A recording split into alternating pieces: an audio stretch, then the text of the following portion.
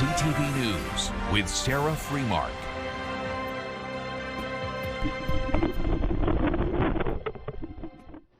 Summer arrives, but with it, severe weather.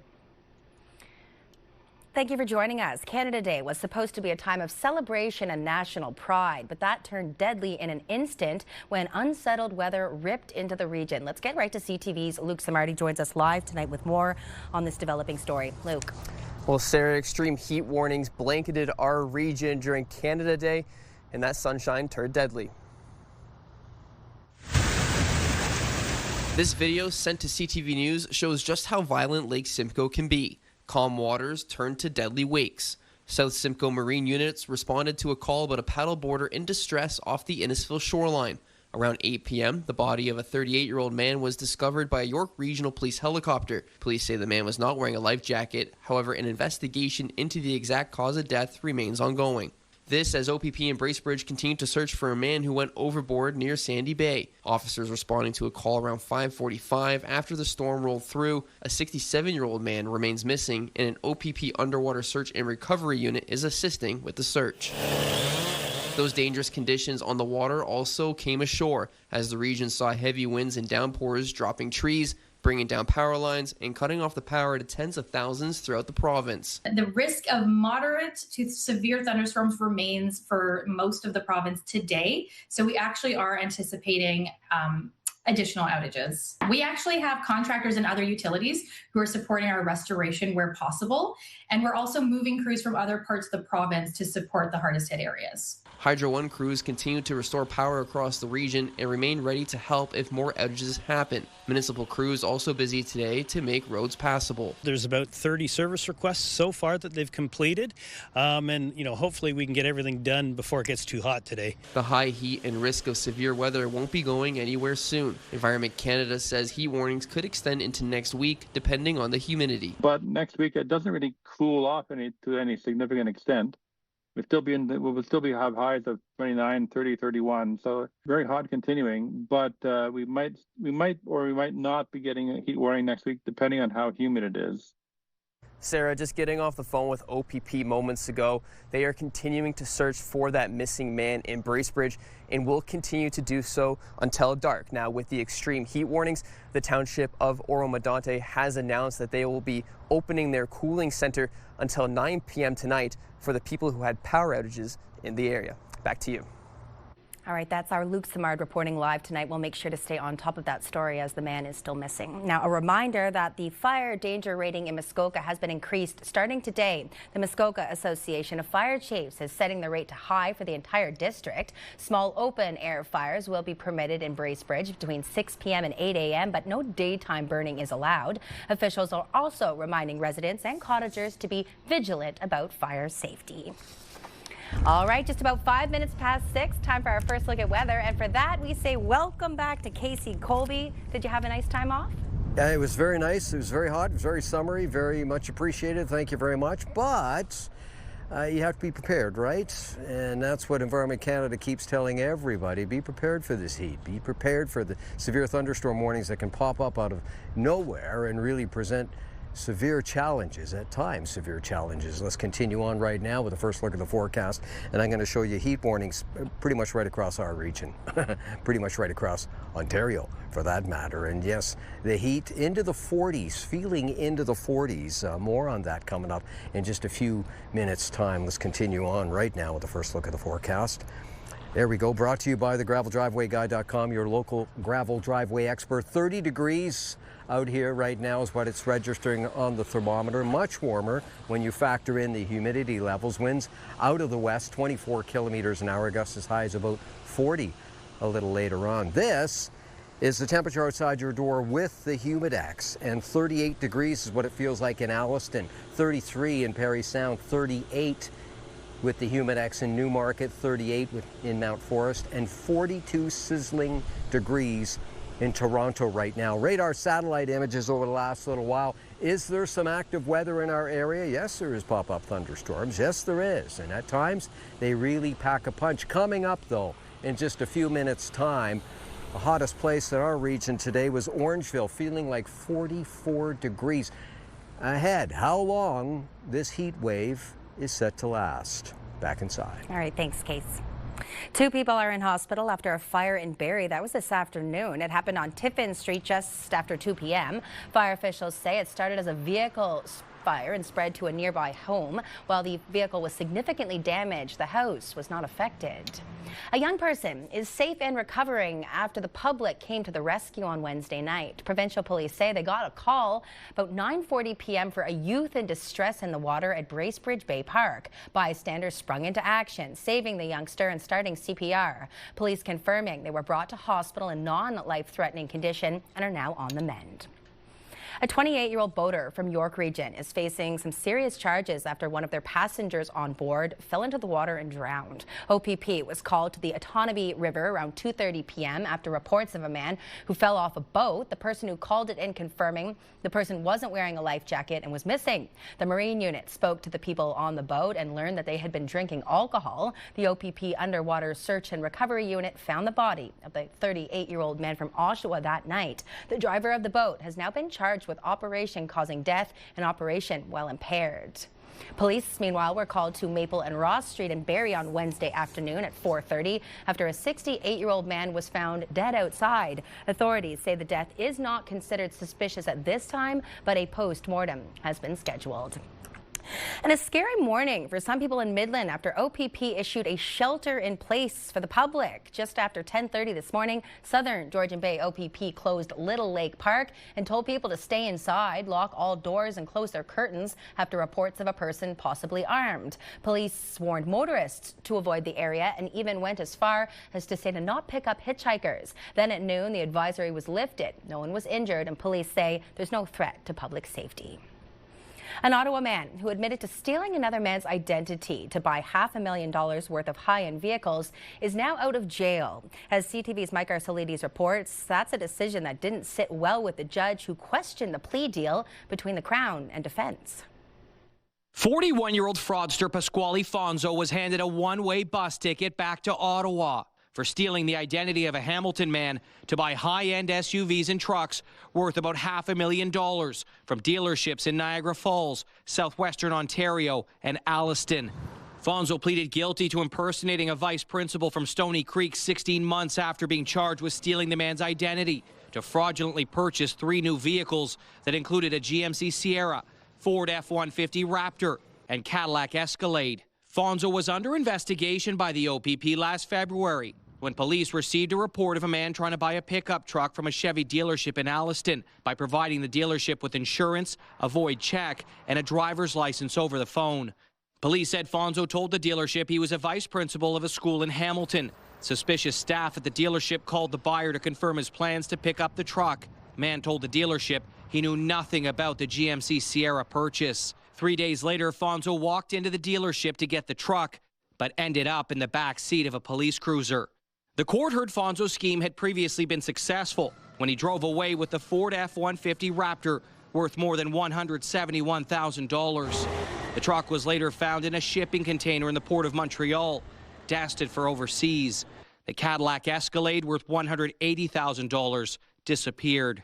Justice Raymond Williams reluctantly accepted the plea deal that credited Fonzo with 6 months of time served in pre-sentence custody. Fonzo was arrested earlier this year for failing to appear in court in Bradford to address his charges. The judge asked the Crown what motivated the prosecution to take such a light touch in setting Fonzo free. Justice Williams said Fonzo's crimes involved real documents and a real victim, and the case had organized crime overtones. The judge said the joint sentencing proposal barely got over the threshold and that Fonzo's crimes warranted well above the 6 months offered by the Crown. As part of his sentence, Fonzo is being placed on probation for 18 months. Justice Williams adding, "I don't want to see Mr. Fonzo spend another minute in Simcoe County." Mike Arcelides, CTV News, Barrie. Barrie police arrested a Mississauga man today in a child exploitation investigation. The Internet Child Exploitation Unit says it received a report about a minor being lured and exploited online through Instagram and Snapchat. A search warrant was executed today in Mississauga, where officers seized several devices belonging to the accused. The 34-year-old man from Mississauga was charged with luring a child under 18 and making sexually explicit material available. Barrie police are warning about disturbing distraction thefts after a 75-year-old man was targeted just outside of his own home this past weekend. He was standing in his driveway when he was approached by a driver that had turned onto Lay Street from Duckworth. Police say the driver rolled down his window and asked for directions while pretending to be new to the neighborhood. A female passenger then said she had come from the hospital where her father was dying. After the senior apologized, police say the woman insisted on giving him a gift for his compassion. She then allegedly placed a necklace around his neck while removing his actual necklace and wedding ring without him realizing. Police say the suspects fled westbound on Wellington Street East in a dark Toyota RAV4. The driver is described by police as a tanned, bearded man in his late 40s, while the passenger is described as a tanned woman in her late 40s with distinctive gold teeth, adding that neither of them had an accent. 2 people have been arrested with help from bystanders after trying to steal from a South End store in Barrie. Police were called to the Canadian Tire on Mapleview on June 30th, just after 7:30 p.m. The store's loss prevention officer saw the couple hiding the items and tried to stop them as they were leaving the store. Both resisted, so other shoppers jumped in to help the officer hold them down until police arrived. A 28-year-old woman is charged with theft under $5,000 and assault with intent to resist arrest, and a 41-year-old man is charged with assault. A controversial monument to Samuel de Champlain that once called a local park home continues to draw attention. Now other municipalities, companies, and even a few people are looking to take the statue. CTV's Jack Morris has been following this. Jack, what do we know? Well, what we know now is that Aurelia has gotten at least 13 letters from groups who want to take the large bronze statue of Champlain, and now that is sitting in storage in a city yard. It's been nearly a decade since Champlain was taken down for restoration, a controversy around the historical figure's treatment of Indigenous people, keeping the statue from returning. The pedestal torn down in the years since, the statue in indefinite storage. Then, without warning, it returned to the plinth in Couchiching Beach Park. That was a little over a month ago. The statue was vandalized, wrapped in a tarp and fenced off, but left in place for what Mayor Don McIsaac called storage. Then, just 3 weeks after its return, unceremoniously taken down and put back into storage out of sight. Now we're learning there are several groups who, if Aurelia doesn't want it, will take the statue for themselves. That includes the municipality of Champlain in Quebec, who's already reached out to Aurelia. We will be passing a motion at our city council to support our request and perhaps follow up with Mayor McIsaac and Aurelia to see if they'd be willing to sell us the statue. Aside from the 13 letters expressing interest McIsaac included in a council information package 2 weeks after the statue went down, he says more have come forward since. We've had an overwhelming outpouring of support for the monument, mostly from Quebec. Several people want it. We've had about 30 inquiries willing to take it. According to the municipality of Champlain's mayor, they've not heard from Aurelia about the request to take it. The council doesn't seem to have the appetite to deal with it at this point. McIsaac says he thinks the statue still has community support. This community overwhelmingly supports the monument and wants it returned. It remains to be seen what happens. There's obviously options in terms of what can happen, but right now it's in storage, which nobody sees it, and that's just not right. It's not clear what will happen with the statue, but this plinth, once the home of the controversial Canadian founder, will remain empty for some time. So we're still waiting to see if there's any response from Aurelia to the official request from the municipality of Champlain in Quebec to get that statue. We don't know that yet. But with little movement at the Aurelia Council, it seems unlikely, and the future of that statue is very much up in the air. Sarah. Well, we knew that just in over a month. Hockey stars will be hitting the ice at Sadlin Arena for the Boots and Hearts Barn Burner charity hockey game, but I don't think anyone expected this. Mr. McKenna, we would like to draft you to the Toronto Maple Leafs. Yes, the #1 draft pick and the newest member of the Toronto Maple Leafs, Gavin McKenna, is joining the star-studded lineup that also includes Toronto's co-captain John Tavares, Aaron Ekblad, Andrew Mangiapane, WPWHL star Jesse Eldridge, and Colts star Kayshawn Aitchison, who's also off to the NHL. The annual hockey tournament raises money for local charities like the Royal Victoria Regional Health Centre Foundation, the John Tavares Foundation, Pi Education, Rotary, and more. There are still tickets for the August 6th game, and more player announcements to come in the following weeks. They'll let me on the ice there one of these years, I'm sure. Still to come, celebrating Canada and 100 years of the Canadian Legion. Well, take you to the Sunshine City, where the annual parade drew thousands. Plus, if you missed the dazzling fireworks show over Kempenfelt Bay, not to worry, we'll bring you a front row seat coming up next here on CTV Barrie.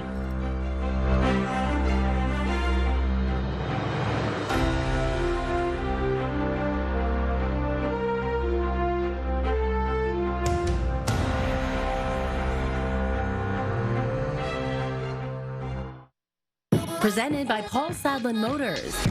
Music, it's a small community, so when something's really good, we all want to be part of it. We have an amazing music scene here. Having people come together in community, listen to some amazing local artists, brings the downtown alive. It brings our city alive. Troubadour Festival 2026 is going to be off the hook. It's got the Watchmen, Bahamas, going to be great.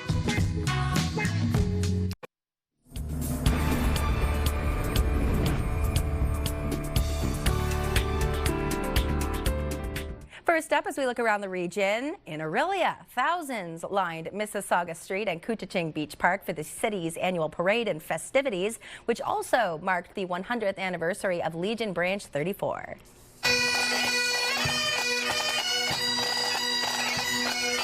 It's time for reflection and thought. Certainly we are thankful for what we have. I mean, Canada's a day is a time just to look back and look at how grateful we are. We have a democracy, we have rights, we have freedoms, and we look forward to those. We get up and exercise those every day, so it's a wonderful thing. Happy Canada Day!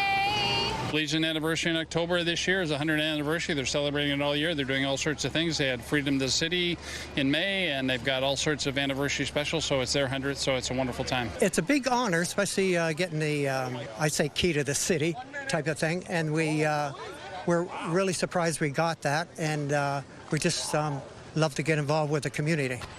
The Legion also had a special 100th anniversary cake cutting after the parade. The festivities continued with day-long fun and then finally fireworks at Couchiching Beach Park.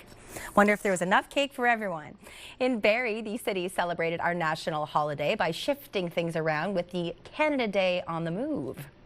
We've had a couple of different locations, including Painswick Park, Lampman Lane, and Centennial Beach.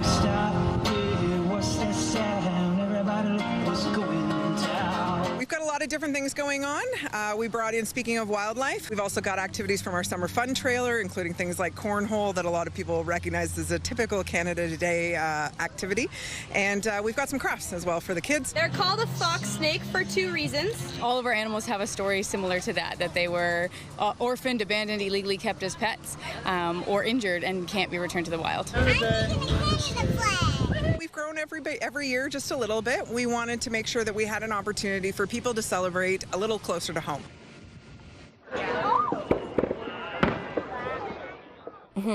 And despite having to push back the show by about 30 minutes because of yesterday's storm, the city of Barrie had its fireworks display at the waterfront to go with plenty of fun. Just saw there at Centennial Park and Open Air Dunlop.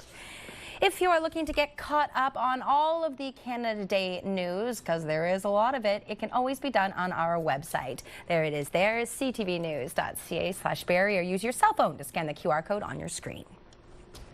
With tariffs still affecting our everyday, all eyes are on a potential deal with the U.S. and Mexico. So what does that mean for our region's housing supply and cost? Joining us now to talk about just that, our expert real estate broker, Peggy Hill. Great to see you. Great to be here. Let's begin with the importance of a CUSMA deal. We don't got one. It's like, I'll explain to you in my terms. It's like you're having a birthday party and your best friend doesn't show up. At the party. So they said no deal. But they waited till our birthday party to tell us. So what really happened? Nothing. What's really going to happen? Probably nothing. The party will go on. You and your best friend will make up. It'll be fine. It's just it throws some turmoil into our market. Like the uncertainty stays and stays. So that's our biggest issue is it would be nice to have some stabilization and something firm. Like good or bad, we just want it firm. Well, speaking of firm, something you said is a must-have, getting pre-approved as a buyer in a market like ours. Why is that? Because it's a win-win proposition. So if you're even thinking about buying a home, like people that were thinking in February and went and got pre-approved, even if they didn't buy till May, their approval was solid. And here's the thing, that low rate wasn't available in May. It's not available in April. That 359 was gone in March. So you don't lose, and when the time does come and say the rates drop, you'll get the better rate. So it's a win-win proposition. I think everybody should get pre-approved that's thinking of purchasing a home. Hard to believe we're into July. Yay. So let's reflect on the numbers from June. So the Treb will report those numbers in a couple of days, but what I can tell you from what I have access to, our volume, which means the amount of homes that sold, was up from year over year. It was down from May a little bit, like insignificant amounts, but we had a great month in May, and this is our third consecutive increase this year. April, May, June. So that should at least give people some sense of what's happening to our market. Our prices have not found their bottom yet, and a lot of that has to do with the type of buyers that are in the market, because when they report an average price, they report, you know, the averages of all the prices. If we have a lot of first-time home buyers, the prices are lower. So yes, our average price was down this month, and it has consecutively been down, but that just means we have more first-time buyers in the market. Prices are soft, things are quiet. So if your home is listed right now, you're probably wondering where all the people are, but they'll be back. I promise you they will be back. Okay. Just hang in there. Something to hold on to. Still to come, we now, Peggy, have 2 award-winning businesses in our region. Any guesses? I have no idea. It's got to be with food, though. Oh, she's giving you a little hint there, folks. We'll have that info to come. But right now, thanks for coming in, Peggy. Thanks. We'll head outside. Case. Heat warnings across our region continue, and right now, well, it's time for the campfire conditions report across our region. Let's have a look. And as we take a look, I'm going to tell you that in Simcoe County, the danger rating is moderate, but across Muskoka, it has just been increased to high. Campfire conditions brought to you by Presler Injury Lawyers. Call 1-800-JUSTICE. And Georgia, our wonderful weather watcher today, brings us this beautiful picture of an eagle. You're watching CTV News Barrie.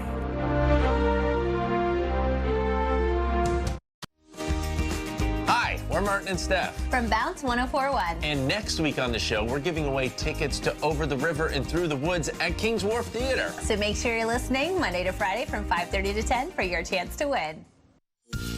Picture this, brought to you by Bounce 104.1 and Pure Country 106.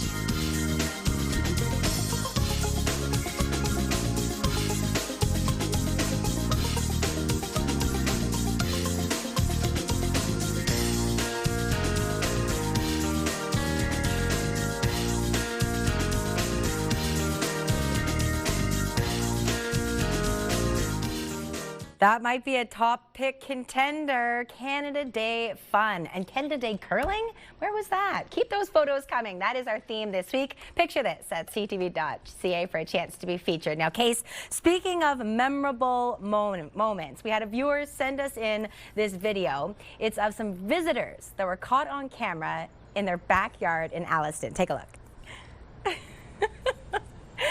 So you can see there's a trail of 4 tiny little raccoons desperately trying to make their way up the fence. Well, this goes on for several minutes until Mom says, "Come here, you." Grabs the first one, but then of course he's not comfortable up there. He's continuing to squiggle around. Squiggle, yes. I'm looking that one I up. was searching for a word. Very nice. Look at, Mom. Oh, Mom's doing Mom things. Oh, yes. Look at that. It's nice to see them just on the fence, though, and not picking through the garbage. That's usually where I find them. But surely, Case, as a parent, you've over the years felt like that at one point. Just grab them. Come here. Quit squiggling, as I said. I've been on a few fences myself, as a matter of fact, with the kids, and most of the time they're helping me up the fence, though, I might add. And yeah, very nice. Well done. Thank you. Yeah, Mom's looking after their families, absolutely, as they always do. Thankfully. Thanks, Mom. And Mother Nature. From one mother, let's talk about another mother, and let's get right to it. Mother Nature is, giving us a bit of heat, isn't she? Yeah, as far as the weather alerts, severe is what we're looking at, severe heat. We're calling it a heat warning, and it's pretty much it is right across our warning, right across our region in varying degrees in the area in orange. As of course, the hottest area. And as mentioned just a few minutes ago, the hot spot currently after 6 o'clock, 42 degrees in Toronto. Wow, that is of course with the humidex. This remaining at 42 in Toronto right now. But this is a look right now as per Environment Canada for the temperature and the humidex value. 35 degrees in Gravenhurst. It looks like 35 in Owen Sound, 39 degrees in Mount Forest, and 38 with the humidex in Alliston. Everybody's getting a generous amount of sunshine too. And the almanac for today, 30 and 19 the high, the low, a record 35.6 degrees. Well, we're going back more than 100 years there. And 4.6 going back, about 19 years.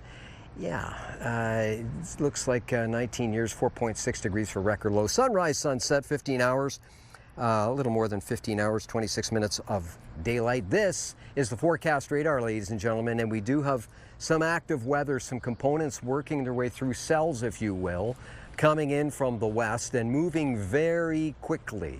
Very quickly. Let's break it down, take a look at some of the numbers this evening. We know that it's hot and it will be another very warm evening. 22 degrees overnight in Orillia this evening and partly cloudy skies. There is 40% chance of some active weather, be it a little rain, little thunder boomer happening. It is certainly possible as the western winds continue to gust up to 40 kilometers an hour.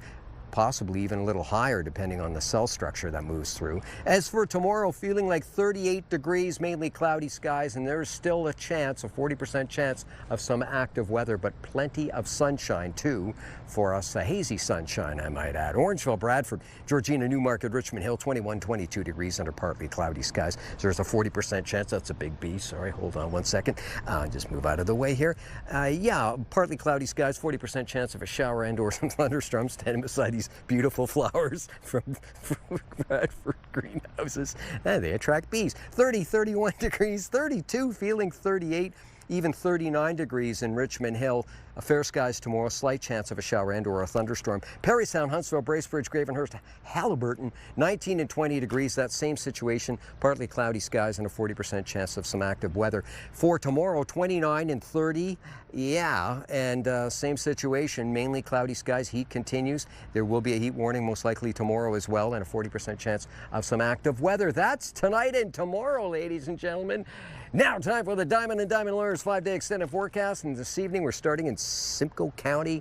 And looky, there comes the weekend, right? Saturday, Sunday, 25, 27. It looks like the humidity backs off a tiny bit to start our weekend off. Yes, Saturday and Sunday, fair skies right through Monday, Tuesday, 25, 27, remaining very, very hot for summer. Those, of course, temperatures are without the humidex value. This is York Region, and there is a slight chance of a passing shower. Looking for a little heat relief on Saturday. Fair skies, plenty of sunshine, 30 degrees without the humidex. 26 and 25 Sunday, Monday, and Tuesday. At this point, Monday looks cloud-filled, but no precipitation at this point. After Saturday anyway for York Region. This is the 5-day extended forecast, Muskoka, Parry Sound, Haliburton. And as we take a look at this, we are looking at a sweltering hot weekend, 27, 26 degrees, lots of sunshine. Monday and Tuesday, fair skies, summer-like conditions because it's summer. This is what we waited for forever. I remember standing out here in January thinking, a little heat would be nice. Well, Mother Nature, thank you very much. That's what we're looking at on land as far as our forecast goes. Now, let's check out the water with the marine forecast brought to you by Suzuki Marine. Start with North Lake Huron, and it looks like as well as South Lake Huron, winds will be out of the southwest, 10 knots for this evening going into tomorrow, and waves about a half meter or less. Ladies and gentlemen, there is a squall watch out for South Lake Huron. Potential high winds, showers, pop-up showers, and limited visibility if you're out on the water, okay? So that's for tomorrow. Georgian Bay, Lake Simcoe, let's have a look right now, and the winds out of the west, 15 knots. For Georgian Bay, for Lake Simcoe, it looks like 10 knots, both out of the west, and waves half meter or less. Sarah, that's the forecast for land and water. Enjoy. Thanks, Case. Well, there has been no reprieve for millions of Canadians that are trapped under that oppressive heat dome for a third straight day. And it's not just our region. Last night in Ottawa, Canada Day celebrations on Parliament Hill were washed out, flooding roads, leaving thousands without power. CTV's Abigail Beeman met up with seniors at a high-rise in the nation's capital who haven't had power now since yesterday. You made it 21 floors. Yes, yeah. I keep myself in shape. I do hall walking with my legs, and I lift weights. Teresa McCluskey made it down 21 flights with the help of her sons, while paramedics carried Beverly Johnson down from the 6th. They're just heroes, you know. You have no idea what you use electricity for until you don't have it. And it was hot. Residents of this high-rise describe a scary situation when the transformer blew. Rain was everywhere, like hitting our windows like crazy. It must have been hail too, because I heard the chunks. And then one big blast. And I'm telling you, smoke covered the air for about 20 minutes, and it looked like the whole main floor was on fire. And then we looked down, the water was just coming up.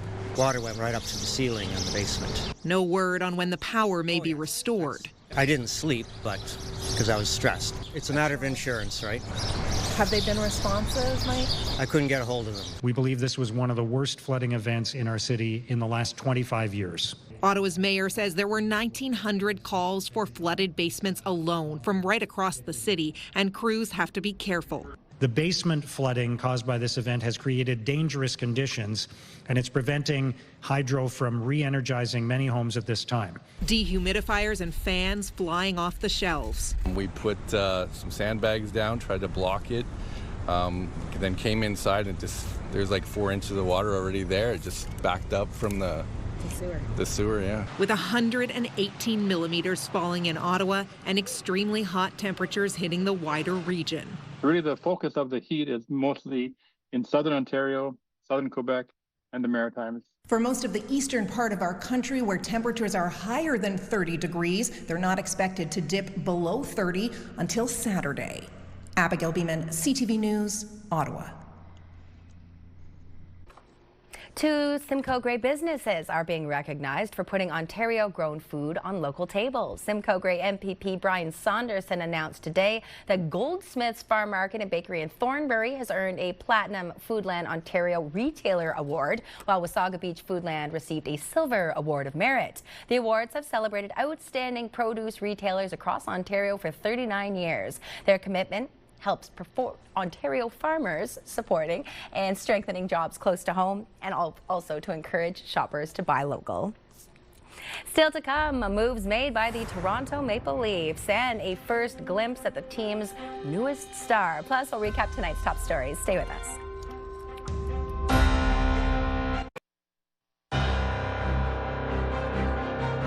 Time now to recap our top stories. The storm that swept across the region on Canada Day turned deadly. The 38-year-old man on a paddleboard fell into Lake Simcoe and died. Police say he was not wearing a life jacket. However, an investigation into the exact cause of death is ongoing. OPP, meanwhile, in Bracebridge continue to search for a 67-year-old man who went overboard near Sandy Bay.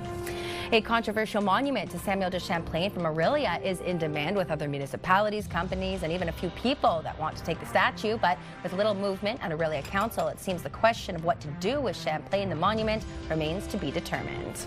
Moving right into our markets, the TSX was up 109 points, the Dow was up 594, and the Nasdaq was down 207. And commodities, oil was up, closing at $68.69 a barrel. Gold was up, finishing at $4,125 an ounce, and our dollar was up, ending the day at 70.52 cents US. Turning to sports, the struggles for our Barrie Bay Cats continued on Canada Day as the team faced the majors in London. What a match this has turned into.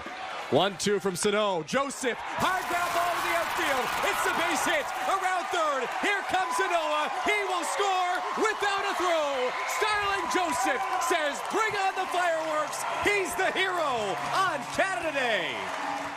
The Bay Cats are raced to 4-0 deficit to force extra innings, but that walk-off hit in the 10th put the first-place Majors on top, 5-4. The Bay Cats have now lost 3 in a row. They're back in action July 9th at home against the Guelph Royals.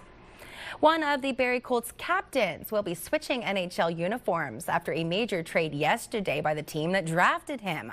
Cole Beaudoin was traded by the Utah Mammoths to the New York Rangers in a deal to land center Vincent Trocheck. Beaudoin capped off his 4 years with the Colts by leading the team in regular season and playoff scoring. He was selected at 24th overall by the Mammoth in the first round of the 2024 NHL draft. The Mammoth are also sending defenseman Sean Durzi and a pick to New York in that trade.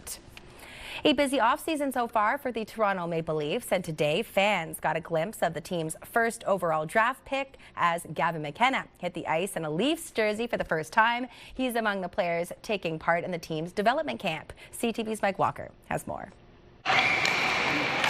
On the ice for the first time in blue and white, less than a week after Gavin McKenna was selected first overall in the draft by the Toronto Maple Leafs. Super grateful for it. Honestly, it doesn't feel real. It's a dream come true. All eyes on the 18-year-old forward at the Leafs development camp run by assistant GM Haley Wickenheiser, including new head coach Jim Hiller. I think he's got a quiet confidence about him that he exudes, that he can elevate his game. Excellent agility, IQ is off the charts. Expectations are high for McKenna, who is the third first overall pick in franchise history, though there is no pressure to lead the team. Instead, he's looking forward to learning from the Leafs core. Be in that environment, have these veteran guys around me, and kind of not have to be, that driver and learn from those guys. I'm very lucky and fortunate. McKenna has faced criticism in the past year about his compete level. Today, he admitted it's a motivator. Some of the critiques, they weren't wrong. I think being in this environment helps me a lot, and just seeing everyone else work, I think, honestly, it's pretty easy for you to just work hard out here. 53 players attending the development camp looking to make an impression, including every single prospect from this year's draft, including a pair of defensemen, Ethan McKenzie, who was overlooked at 2 previous drafts. Ever since you're a little kid, you always dream about being a pick in the draft, and especially going to a team like Toronto, original 6 team, it's a pretty unbelievable feeling. And Mississauga native Alexander Bilecki, who played AAA hockey in this very rink. At the end of the day, I think just showing the type of player I am and what I can bring to the Maple Leafs organization, and just my want to get better every day.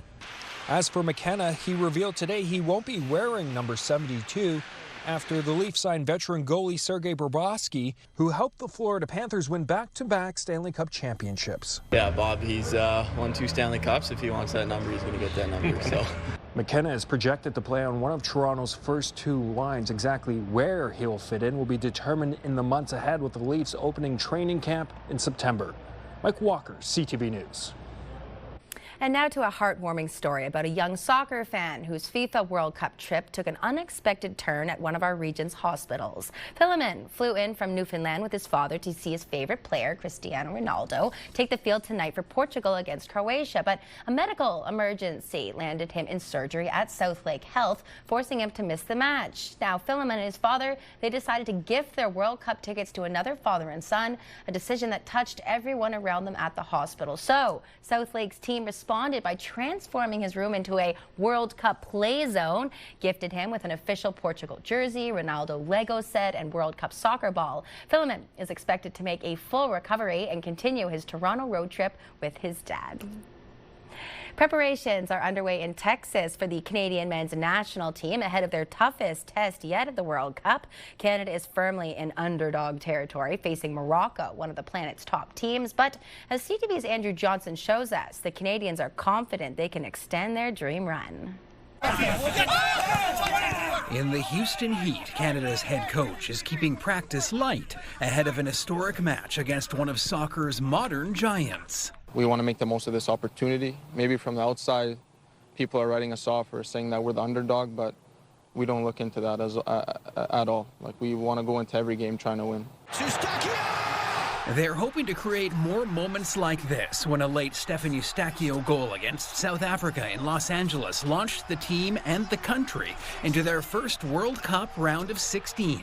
To kind of give the country that moment and unite the country like we did with that goal was special for us, and I think it pushes us even more to try to give them more moments like that. Standing in the way of Canada's dream run are the 2022 World Cup semi-finalists. The Moroccans are heavy favorites, superior at almost every position. Canada will need to perform at a level greater than the sum of its parts. we're very group orientated, and knowing that we have a guy always behind you to help, we're going to need to be together against this team. The match Canada would have played at home in Vancouver with a better result against the Swiss last week is tonight at BC Place. Switzerland meets Algeria in the round of 32. The Algerians are the underdogs, but their fans have already come out in force. Swiss fans in Vancouver may just be happy they're not back home, where the European heatwave has forced yodelers to perform in fountains. The winner of tonight's match will play in the final game here on the West Coast next week before the World Cup's conclusion in the United States. Andrew Johnson, CTV News, Vancouver. Yodelers to perform in fountains when you think you've seen it all. Next on CTV Barrie, music spanning right across Canada simultaneously. The hope to break a world record, how these 40 different cities came together. That's next.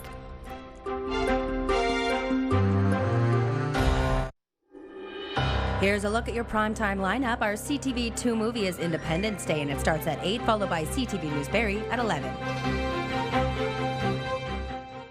Thanks for staying with us. Canada Day celebrations were held right across the country yesterday, including a musical event in 40 different cities. It began in Prince Edward Island as part of an attempt to break a world record. CTV's Maria Sorot has the details. It started slowly with a steady beat, then faster, building into a drum roll. Islanders banged on buckets from home and whatever they had on hand to make some noise. I think it was cool. It was really in sync, which I really liked that. Coast to coast, more than 40 cities joined in, trying to beat a Guinness World Record already held by Canadians. In 2021, 581 people performed a drum roll online at the same time.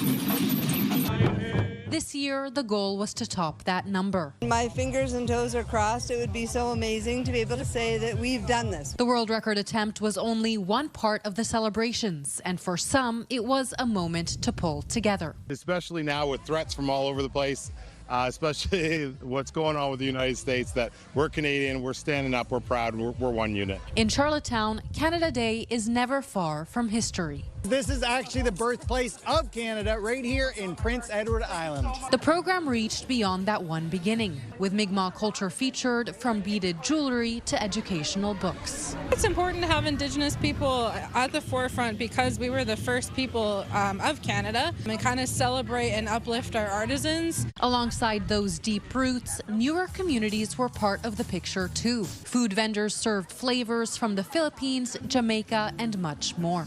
I'm Canadian and I'm also Nigerian. I like trying foods from both places. Through the drumming, different voices found one shared rhythm. Organizers say Guinness will confirm whether the record was broken later this week, but the attempt wasn't just about a world title. It was a way to bring people together to mark Canada's past, present, and future in unison. Maria Sorot, CTV News, Charlottetown. All right, Case, why don't you remind... Is that bee still after you? Are you okay? Yeah. Okay. Remind us just how warm it's going to be tomorrow morning. Let's go get up and go forecast. Here come the bees. First thing in the morning, what are we looking at? Here it is. Yeah, first thing in the morning, we're looking at Barrie, Newmarket, and Gravenhurst Fair skies right across. Looks like there's a chance, slim chance, of a shower and or a thunderstorm, and temperatures anywhere from 21 to 24 degrees. Have a nice evening. Be safe. Thanks, Case. And a reminder for folks at home that the Barrie Baycats will be playing at home tonight against the Royals. First pitch just after 7:30 p.m. Good night.